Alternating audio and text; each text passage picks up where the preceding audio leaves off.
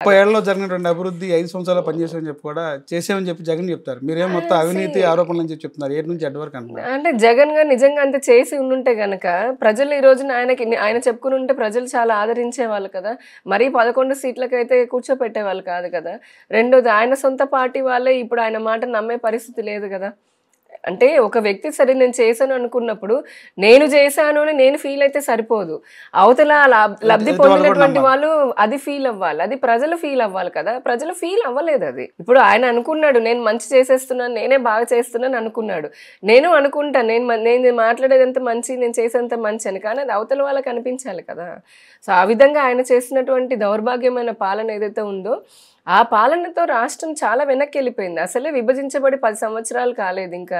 ఇంకా ఇటువంటి వ్యక్తుల చేతిలో రాష్ట్రం ఉంటే రాష్ట్రం ఇంకెప్పటికీ ముందుకు వెళ్ళలేదని అనుకుని అటు భారతీయ జనతా పార్టీ, ఇటు తెలుగుదేశం పార్టీ, జనసేన రాష్ట్ర ప్రజల కోసము, రాష్ట్ర అభివృద్ధి కోసం అని చెప్పని మిగతావన్నీ అభిప్రాయ భేదాలన్నీ పక్కన పెట్టి, ఎందుకంటే మా 3 పార్టీలకి రాష్ట్ర ప్రజలకి, దేశ ప్రజలకు సేవ చేయడం అనేది మా లక్ష్యంగా పెట్టుకున్నాం కాబట్టి అన్నీ వదిలేసి ఎలక్షన్లోకి వెళ్ళాము. మా మాట ఏదైతే వికసిత భారత్, వికసిత ఆంధ్రప్రదేశ్ అన్నామో అది ప్రజలు కూడా ఆదరించారు. అందుకే కేంద్రంలో నరేంద్ర మోదీ గారి నాయకత్వం పైన ఈ రోజున కేవలం దేశ ప్రజలే కాదు, మీరు ప్రపంచం చూడండి. ఒక ప్రపంచ అధినేతనేమో బాస్ అని అంటారు, ఇంకొక దేశాధ్యక్షుడు వచ్చి కాళ్ళకి దండం పెడతారు, ఇంకొకళ్ళు యువర్ ద బాస్ అంటే మీరే చాలా బాగా చేస్తున్నారు అని చెప్పని అలా ఒకరని కాదు, ప్రపంచం అంతా కూడా ఈ రోజున భారతదేశాన్ని ఒక శక్తివంతమైన దేశంలో చూడడానికి ఆయన చేసినటువంటి నాయకత్వం ఏదైతే ఉందో అటు కేంద్రంలో ప్రజలు మాకు 3వసారి మళ్ళీ భారతీయ జనతా పార్టీ ఎన్డీకి కూటమికి పెట్టారు, అధికారాన్ని ఇచ్చారు. రాష్ట్రంలో కూడా అత్యధికమైన 164 సీట్లతోటి ఆర్థిక ఉగ్రవాదులకి బీజేపీ కొమ్ముగాస్తుంది, వాళ్ళకి ఒక రక్షణ కవచంలాగా ఉంటుందని చెప్పి కాంగ్రెస్ చెప్తారు, షర్మిల గారు చెప్తారు. దానిలో భాగంగా ఈ రోజున ఆదాని కేసు సంబంధించి చూస్తే ఇతర దేశ అమెరికాలో ఏదైతే కేసు నమోదైందో ఎందుకు అరెస్ట్ చేయలేదు, ఎందుకు ఆదాని మీద చర్యలు తీసుకోవట్లేదు నరేంద్ర మోడీ అనేది ప్రధానమైన ఆరోపణ. ఏం చెప్తారు? అసలు కాంగ్రెస్ నాయకులకి మించి అతిపెద్ద ఆర్థిక ఉగ్రవాదులు ఈ ప్రపంచంలో ఎవరు ఉండరండి. ఇందాకే చెప్పుకున్నాం కదా, ఈ దేశం సొత్తుని ఈ దేశాన్ని అప్పనంగా ఇప్పుడు చైనాకి భూభాగం వెళ్ళినటువంటి భూభాగం చూసుకోండి, లేదంటే మన భారతదేశం చుట్టూ ఆక్రమించినటువంటి భూభాగం చూసుకోండి, ఎవరు సొమ్మని చెప్పని అట్లా దారదత్తం చేశారు. అదంతా జరిగింది కాంగ్రెస్ హయాంలో కాదా? ఎవరి సొమ్మని చెప్పారంటే ఈ దేశాన్ని అన్ని రకాలుగా ఆర్థికంగా కూడా దెబ్బతీయాలని చెప్పని చైనాకి కూడా వాళ్ళు ప్రత్యక్షంగా పరోక్షంగా హెల్ప్ చేస్తూ వచ్చింది వాళ్ళు కాదా? నిజంగా అదే జరిగి ఉండకపోతే భారతదేశం ఇప్పుడు ఉన్నటువంటి 5వ ఆర్థిక అతిపెద్ద వ్యవస్థ లాగా ఎప్పుడో అయ్యి ఉండేది. అలా కాకుండా రాజకీయ లబ్ధి కోసం ఒక కుటుంబం మాత్రమే అధికారంలో ఉండడం కోసమని ప్రతి వ్యవస్థలోనూ, ఇంకా కాంగ్రెస్ స్కాములు చెప్పాలంటే ఇందాకలో A to Z అన్నట్టుగా ప్రతి దాంట్లోనూ వాళ్ళు స్కాములు చేసి లక్షల కోట్లు ఆ కుటుంబం సంపాదించుకున్నది చాలక ఇంకా కూడా ఇప్పుడు తపన కొద్దీ భారతీయ జనతా పార్టీని అంటున్నారా? గడిచిన 10 సంవత్సరాల్లో నరేంద్ర మోదీ గారు 18,000 గ్రామాలకి కరెంటునిచ్చారు. కరెంటు లేనటువంటి ఉదాహరణ చెప్తున్నా, సంక్షేమం అభివృద్ధి ఒక నిమిషంలో చెప్పాలనంటే ఈ రోజున రోడ్డు చూడండి, రోడ్ ఇన్ఫ్రాస్ట్రక్చర్ ఏ విధంగా పెరిగింది, తద్వారా స్థానిక ఉపాధి ఏ విధంగా పెరిగింది, రైల్ ఇన్ఫ్రాస్ట్రక్చర్ ఏ విధంగా పెరిగింది, స్పేస్ రంగంలో కానీ, అంతరిక్ష రంగంలో కానీ, డిఫెన్స్ రంగంలో కానీ, MSME రంగంలో కానీ, మీరు వ్యవసాయ రంగంలో కానీ, ఏ రంగం తీసుకున్న ఎక్స్పోర్ట్ రంగంలో కానీ భారతదేశం ఈ రోజున నెంబర్ 1 అంటే లాజిస్టిక్ దాంట్లో, సప్లై చైన్ దాంట్లో నెంబర్ 1గా ఎదగాలని ముందుకు వడివడిగా అడుగులు వేస్తుంది. ఈ రోజున ఎంతో మందికి ఉపాధి దొరికింది. ఎందుకు? మేము కట్టే మౌలిక ప్రాజెక్టుల వల్ల కొన్ని కోట్లాది మందికి ఉపాధి దొరుకుతోంది, దేశ GDP పెరిగింది. అలానే ఒకప్పుడు అత్యంత 5 ప్రమాదకరపు దేశాల్లో ఉన్నటువంటి భారత్ ఈ రోజున విదేశీ నిల్వలు ఉన్నటువంటి 4వ దేశం లాగా ఉన్నది. అది త్వరలో అది ఇంకా ముందుకు వెళ్తుంది. ఇదంతా నిజంగానే వాళ్ళు చెప్తున్నట్టుగా మోదీ గారు ఎవరికి కొమ్ము కాస్ట్ అయ్యేదా? కాదు. ఎన్ని సంస్కరణలు తీసుకొని వచ్చాం మేము, ఒక GST కానివ్వండి, లేదంటే డిమానిటైజేషన్ కానివ్వండి, ఇప్పుడు UPI రెవల్యూషన్, ప్రపంచ అడ్వాన్స్డ్ దేశాలే UPIని చూసి మేము కూడా చేస్తాము అని చెప్పని అంటున్నారు. అంటే భారత్ ఇంత పురోగతి సాధిస్తుంది. ఇకపోతే ప్రధానమంత్రి గారు మీరు చూసారు, ప్రతిసారి ఆయన ప్రధాని అయిన తర్వాత ఎన్నోసార్లు విజయ్ మాల్యాని లేదంటే నీరవ్ మోడీ ఇలాంటి వాళ్ళని భారతదేశానికి అప్పగించమని అడిగారు. నిన్న కూడా G20లో అడిగారు. మేము ఎవరిని వదిలిపెట్టే ప్రసక్తి లేదు.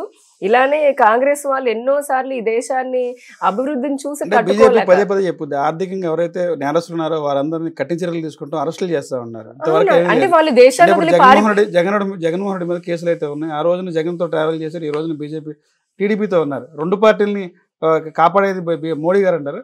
బీజేపీ అంటారు. ప్రధానమంత్రికే గనక డైరెక్ట్ ఒక ముఖ్యమంత్రిని తీసుకొచ్చి అరెస్ట్ చేసి లేదంటే తీర్పు ఇచ్చేటటువంటి ఉంటే ఈ పాటికి రాహుల్ గాంధీ, ఈ మాట్లాడేటటువంటి సోనియా గాంధీ వీళ్ళెవరు బయట ఉండేవాళ్ళు కాదేమో.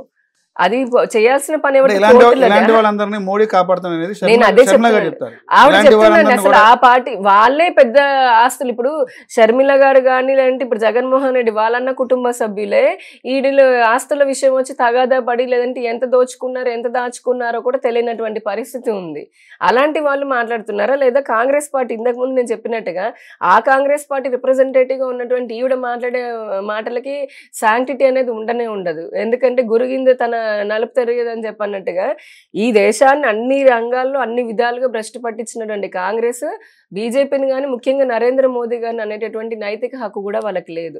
భారతీయ జనతా పార్టీ మీరు చూడండి, లిక్కర్ స్కామ్ లో కానీ లేదంటే ఇంకా ముఖ్యమంత్రుల పైన కూడా అంటే స్వతంత్ర సంస్థలైనటువంటి ఈడీ కానీ సిబిఐ కానీ లేదా జ్యుడిషియరీ సిస్టమ్ కోర్టుల్లో ఉన్నప్పుడు వాళ్ళని ఇన్ఫ్లుయెన్స్ చేసేంత కాంగ్రెస్ లాంటి బుద్ధి బీజేపీకి లేదు. అందుకనే వాళ్ళు కోర్టు పరిధిలో ఉందనుకోండి వాళ్ళు తీసుకుంటున్నారు నిర్ణయం. చేతిలో పెట్టుకొని భయపెడుతుంది మోడీ అని చెప్పి ఎవరో చేసింది కాంగ్రెస్. అసలు కాంగ్రెస్ పాలించిన సమయంలో మీరు ఈడీ లేదా సిబిఐ అనేవి బతికున్నాయా అనేది కూడా ఎవరికి తెలిసేది కాదు కదా. ఎందుకంటే ఆ వ్యవస్థ లేదు, అంతా మోనోపాలి. హైకమాండ్ అలా హైకమాండ్ అలా పెట్టుంటే ఇలా మాట్లాడడానికి బయట ఉండేవాళ్ళు కాదని నేను చెప్తున్నాను. ఈ రోజున అలా పెట్టుంటే రాహుల్ గాంధీ బయట ఉండేవారా, లేకపోతే సోనియా గాంధీ బయట ఉండేదా, లేదంటే కనుక ఇంకా ఎవరెవరు మమతా బెనర్జీ బయట ఉండేదా? మేము ఎప్పుడు రాజకీయ కక్షలకి ఎప్పుడు చూడలేదు. కాకపోతే ఈడీకి సిబిఐ ఇటువంటి స్వతంత్ర సంస్థలకి వాటి స్వేచ్ఛ వాటికి ఇచ్చాము. సాక్షుల్ని ఇప్పుడు జగన్మోహన్ రెడ్డి గారు ఉన్నారు, సిబిఐ వెళ్ళినప్పుడు వైఎస్ వివేకానంద రెడ్డి గారి హత్య కేసులో సిబిఐ వాళ్ళపైన దాడులు చేయించి లోకల్ గా ఉన్న పోలీసులతో చేసి కొన్ని రోజులు డిలే అయ్యేటట్టుగా చేసుకున్నారు. కానీ ఆలస్యమైన న్యాయం అయితే జరుగుతుంది కదా. కోర్టు పరిధిలో ఉన్నటువంటివి జ్యుడిషియరీ సిస్టమ్ తప్పకుండా ఒక రోజు అటు ఇటు అయినా, ఎందుకంటే జ్యుడిషియల్ సిస్టమ్ లో కూడా 150 సంవత్సరాల నుంచి ఉన్నటువంటి పాత చింతకాయ పచ్చడి పద్ధతిలో ఉంటే అవి కూడా మార్చాం మేము.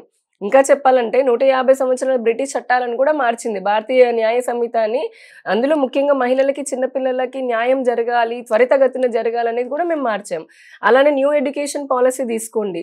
ఇందాకే చెప్పినట్టుగా ఈ దేశాన్ని పట్టి పీడించి ఈ దేశాన్ని దోచుకున్నటువంటి బ్రిటిష్ వాళ్ళు ఆ మెకాలే రాసినటువంటి తీసుకొచ్చిన విద్యా విధానాన్ని ఎందుకు కాంగ్రెస్ 6 దశాబ్దాల తర్వాత కూడా దాన్ని ముంచింది? దాంట్లో ఇప్పటికీ దేశద్రోహులైనటువంటి బాబరు, అక్బర్ ఇలాంటి వాళ్ళ నుంచి వాళ్ళని హీరోలు ఎందుకు చేసింది? మన దేశపు ఉన్నటువంటి హిందూ రాజులు ఎవరైతే ఉన్నారో మన దేశాన్ని కాపాడినటువంటి ఒక్క రాజు పేరు చెప్పండి. ఒక రోడ్డుకు పెట్టారా, ఒక భవనానికి పెట్టారా? దీన్ని బట్టి మీకు అర్థం కావట్లేదా అదే కాంగ్రెస్ పార్టీకి ఎంత ప్రేమ ఉందని? మేము ఈ 10 సంవత్సరాల్లో 30 సంవత్సరాల నుంచి మార్పులు చేయనటువంటి ఈ ఎడ్యుకేషన్ పాలసీని మార్చాం. ఎందుకు? ప్రపంచము చాలా తొందరగా గ్లోబలైజేషన్ అవుతుంది, ఆర్టిఫిషియల్ ఇంటెలిజెన్స్ వచ్చాయి, భారత యువశక్తి కూడా టెక్నాలజీతో ముందుకు వెళ్ళాలి అని, స్వతంత్రత రావాలి చదువులో అని చాలా సంస్కరణలు తీసుకొని వచ్చాము. న్యాయ సంహితలో తీసుకొని వచ్చాం, న్యాయ శాస్త్రాల చట్టాలలో. అలాగే చాలా వాటిల్లో ఒకటొకటి అంటే దశాబ్దాల నుంచి పేరుకుపోయినటువంటి చెత్తని తీసేయడము రాత్రి సాధ్యం కాదు.